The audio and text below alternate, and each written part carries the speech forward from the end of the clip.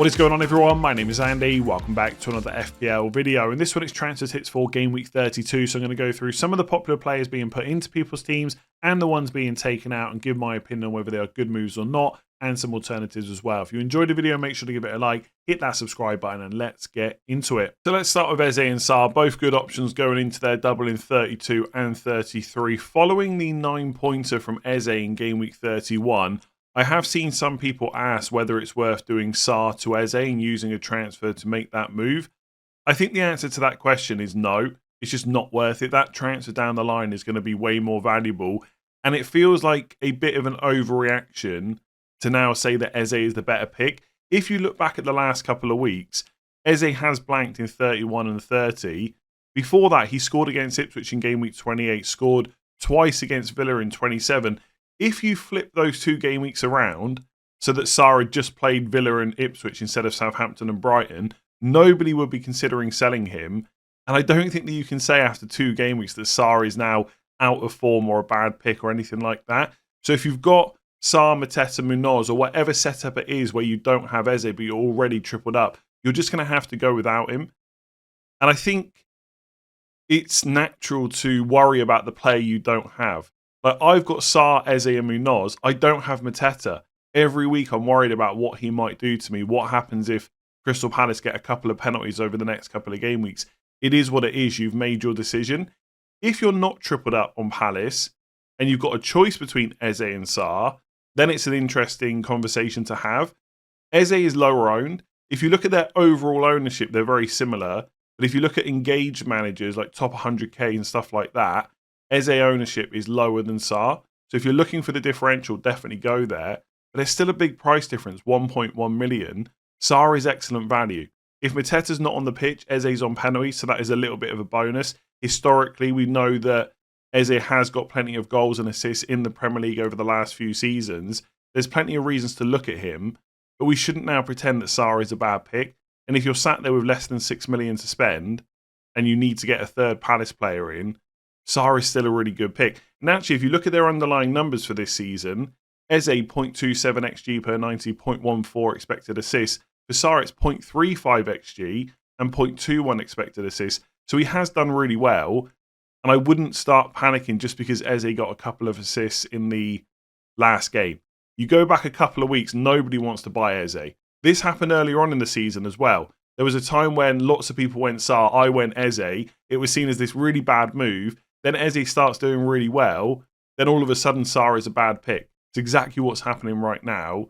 And it's nonsense. Sarr is still really good going forward. So both good picks. If you're buying new and you've got the money, you want the differential, go for EZE. But I still really like Sarr. And I would not make that sideways move. So I set up a graphic yesterday for Murphy versus Gordon. And then last night in the Newcastle-Leicester game, Gordon wasn't even in the squad. And it's becoming much more difficult to justify buying him for Game Week 32.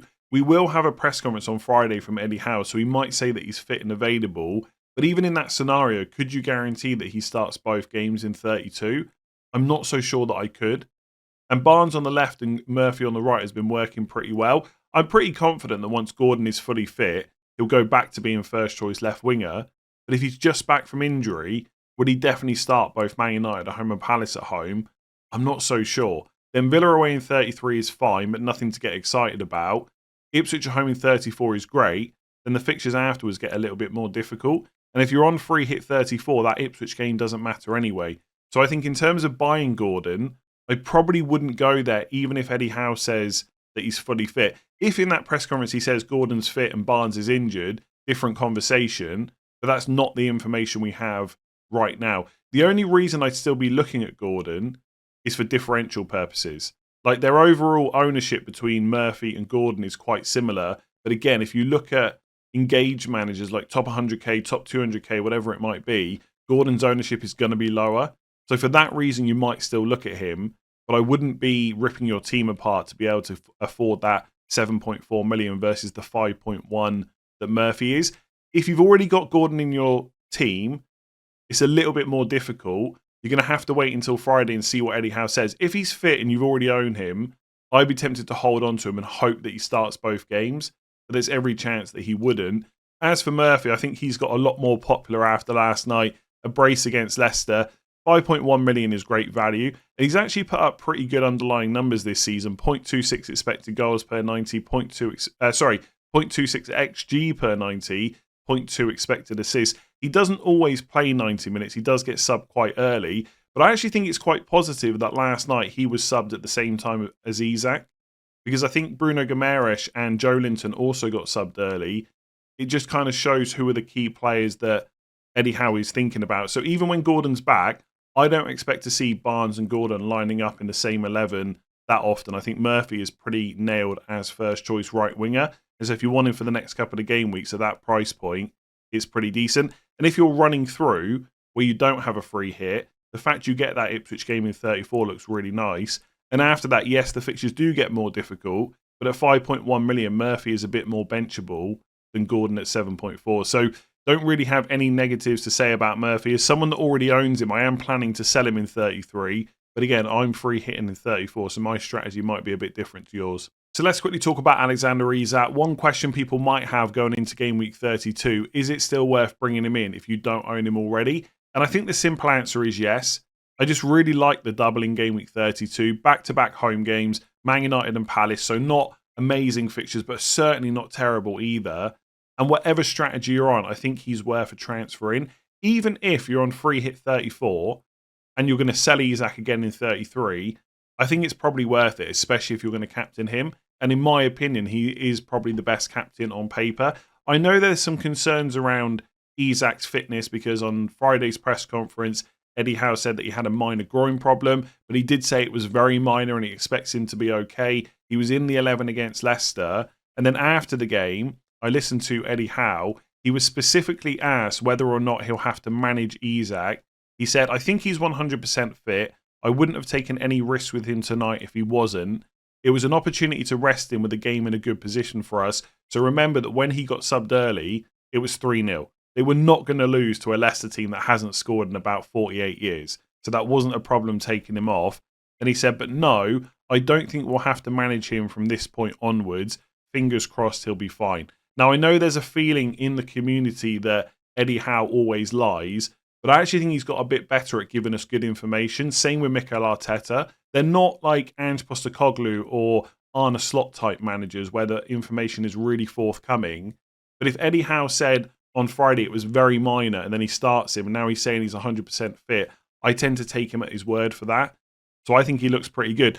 Some people did tweet me saying he didn't look like a player last night that was 100% fit, but I think we're trying to find a reason for why he blanked.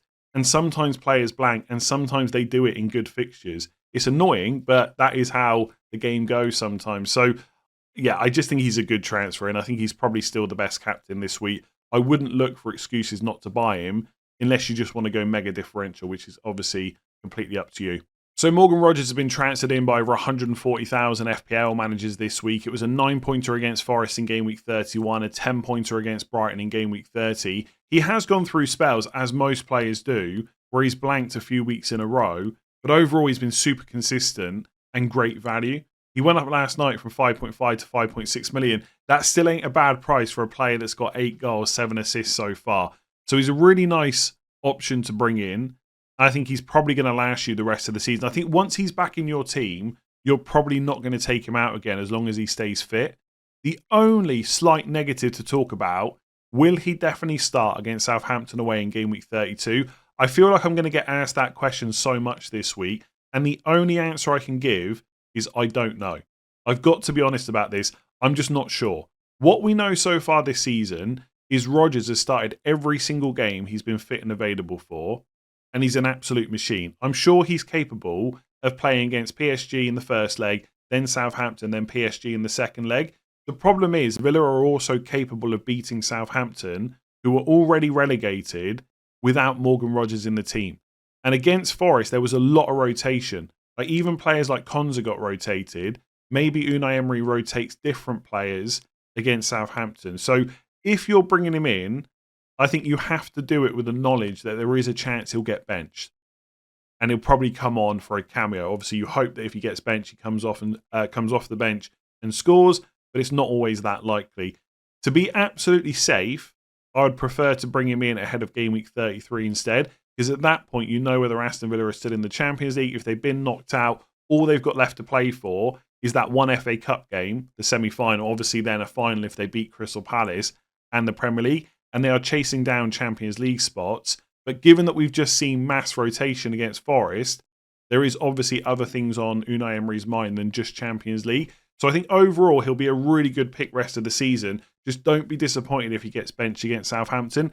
If I had to guess, before I've seen the first leg against PSG, I would probably put Rodgers down for a start because he's just been an absolute machine this season.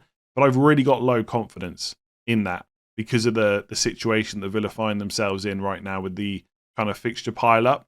I'm still planning to potentially bring Rodgers in, but I don't want to do it until game week 33. Especially if you're on a bench boost this week, bringing in a player you're not sure about the minutes, that just kind of makes it a little bit more annoying to kind of plan for when you're looking to use a chip like that. So great pick if he starts.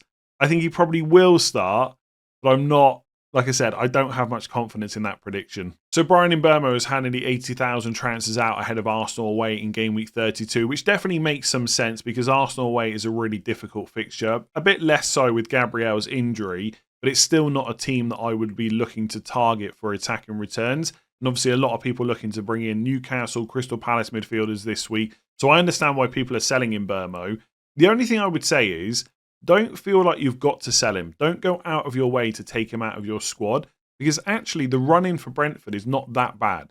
It's not perfect, but it's definitely not terrible either.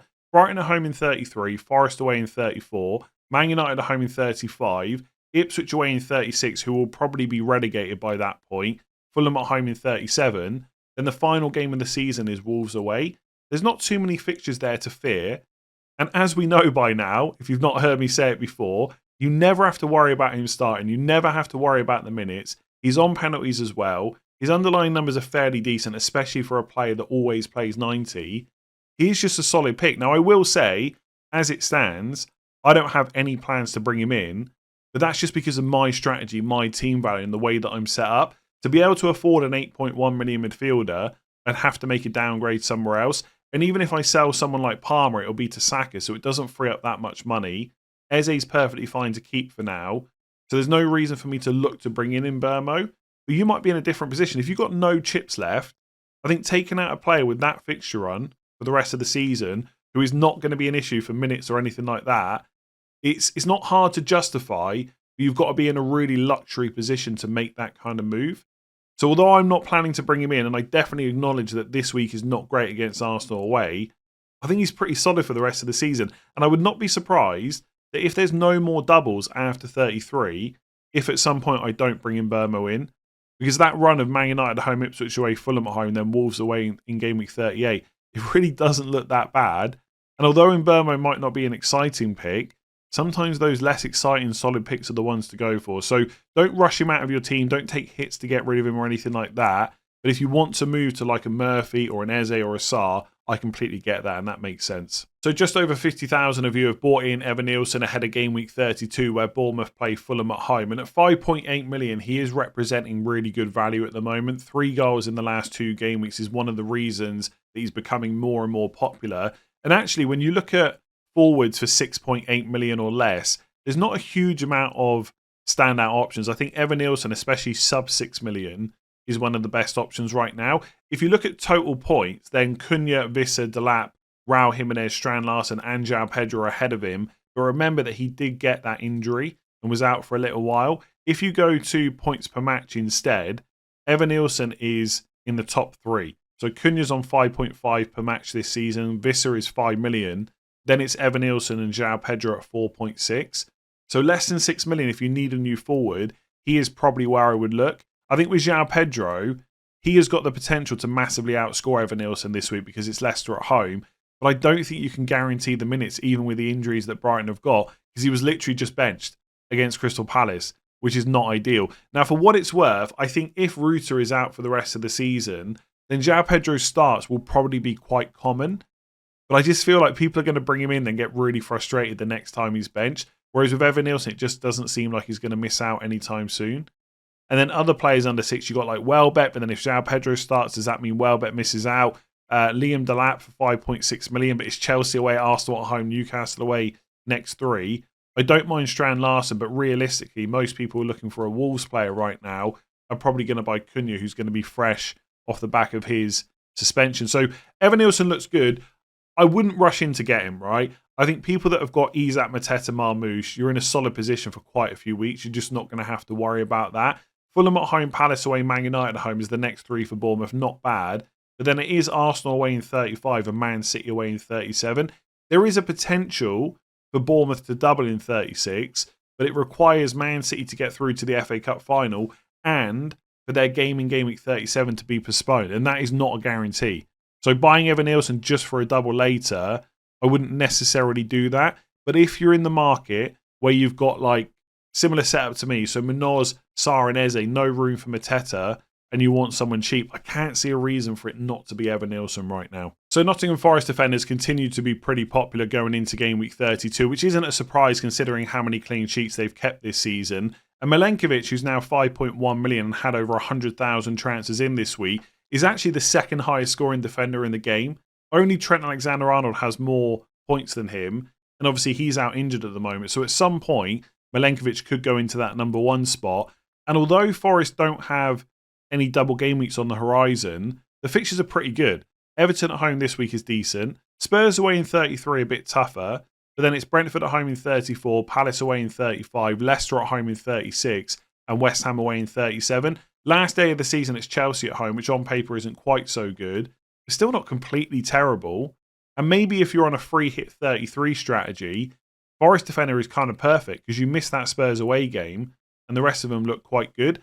Forest could potentially double if they beat Man City in the FA Cup semi-final and if their game against West Ham in 37 gets postponed and brought forward to 36. None of that is a guarantee, but either way, just with single game weeks, the fixtures look quite good. Now, back in Game Week 29, when people were looking at Forest quite a lot, I said that Milenković was probably my favourite defender. Absolutely nailed on. Only a little bit more money than Nico Williams, but less than Aina. I still stand by what I said then. The only difference now is Milenković is up to 5.1.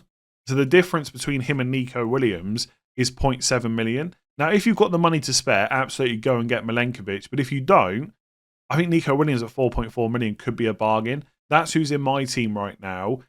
And there is the slight worry, or at least there has been the slight worry that Moreno at some point might get a game.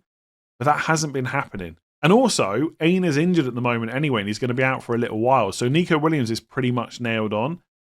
So I don't really see any concerns with buying him. So if you're in a position where you don't have the 5.1, there's no way I would make another transfer to downgrade to get the money just to get Milenković when I could just buy Nico Williams instead. So I think Forest defender's looking good, especially if you're on Bench Boost 32. Milenković is absolutely great. Don't get me wrong. But if money is an issue, just buy Nico Williams instead. So I'm going to leave that one there. If you enjoyed the video and found it useful, make sure to give it a like and hit that subscribe button if you haven't already done so far this season. Plenty more videos to come this week. Game week preview tomorrow, team selection on Thursday, final thoughts on Friday, and of course, the deadline stream on Saturday. So if there's any topics or questions that you think I've missed, there's plenty of time to discuss them later on this week. So thanks for watching. I'll catch you again soon.